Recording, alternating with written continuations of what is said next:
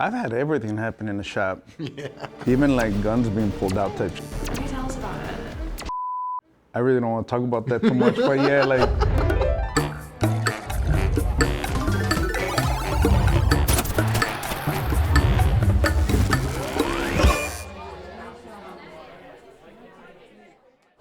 What are some tattoo horror stories? Are there any urban legends or rumors you've heard through the grapevine?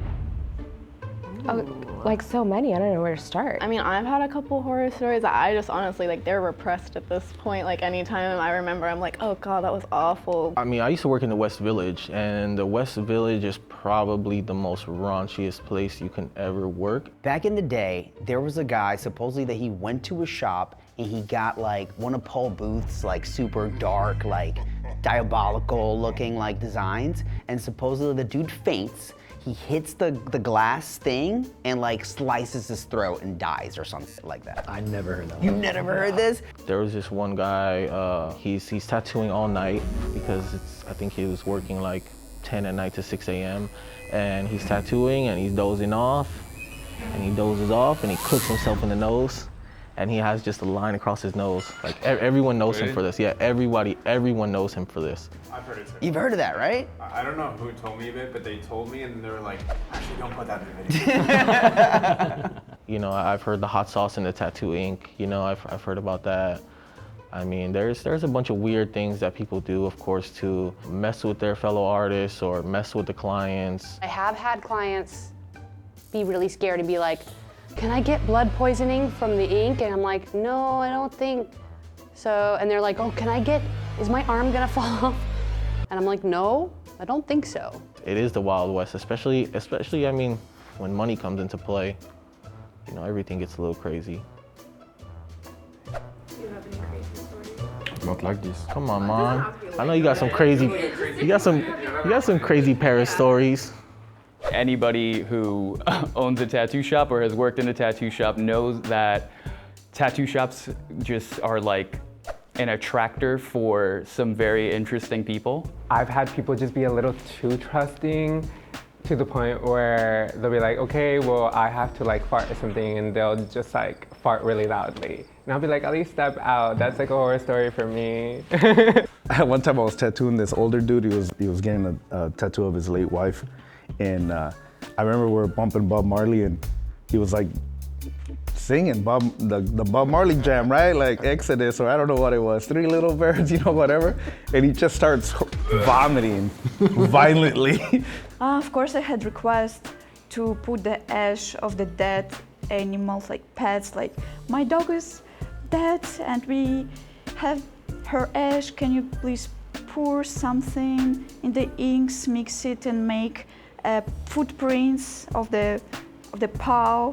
It's unacceptable, absolutely unacceptable. I used to work at a shop in Times Square. There was a client one time that used to come in pretty often, and he came in as this white man, and he had Black Lives Matter tattooed right here, right?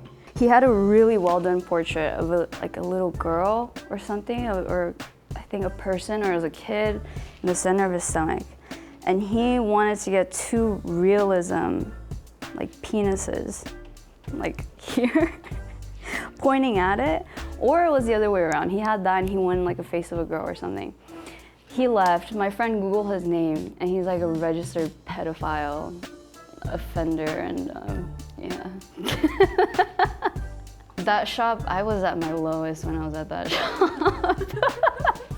I was like, such an angry person. Like I was like, F everybody when I walked around there. I'm in a much better place now. I was like witness to a lot of stuff. It didn't happen to me, and so I don't want to tell other people's stories.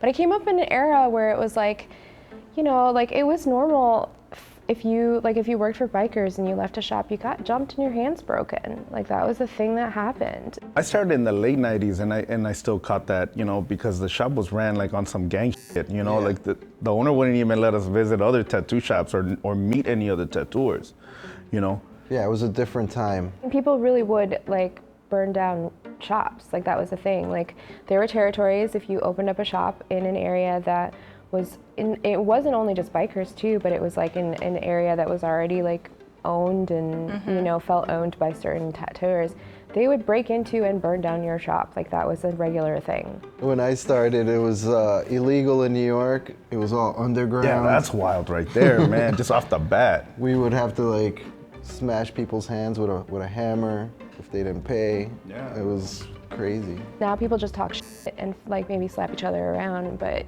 we've moved past like breaking hands and burning down shops, so that's progression. Now it's, yeah, completely different. You're tattooing moms and shit and attorneys. You can't be all wild and shit. You can be like, hey, how you doing? You know, thanks for coming in. What would you want to get? Blah, blah, blah. Did you eat yet? You want some coffee? Get him some coffee, you know? It's just you adapt and you change with the times, or you get left behind. You know, the art world is something where you have to stay relevant and your art has to be relevant. You grow with it and you mature with it. Or, you know, you're like those grumpy old school guys that are like, oh, everything sucks. You make it suck or you make it better. It's all on you.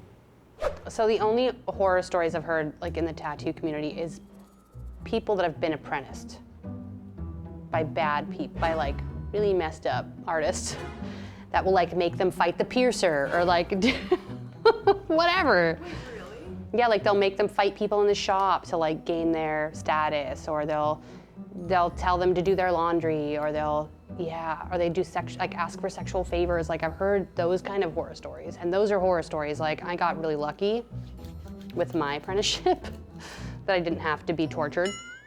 They'll just haze them. It's like a frat house style of, and I guess that's the worst thing I can think of. Do you have a message to those people that you want to say to the camera? Not cool.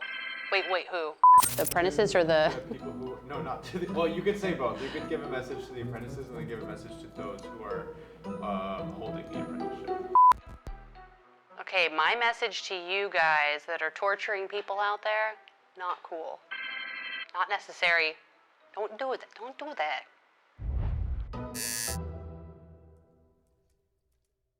Maybe, not any that I can think of off the top of my head, but I feel like, yeah, because I haven't had that walk-in shop experience, I haven't had any, like, anyone super crazy. Hannah's tattooed some bitches, I'll tell you that. She's tattooed some rude-ass people. What? Yeah. Yeah. Don't you? It's okay. I love all my clients. Yeah. Please keep booking me. Yeah. How do you say when you do like? You pass out. You pass out? Yeah. Okay.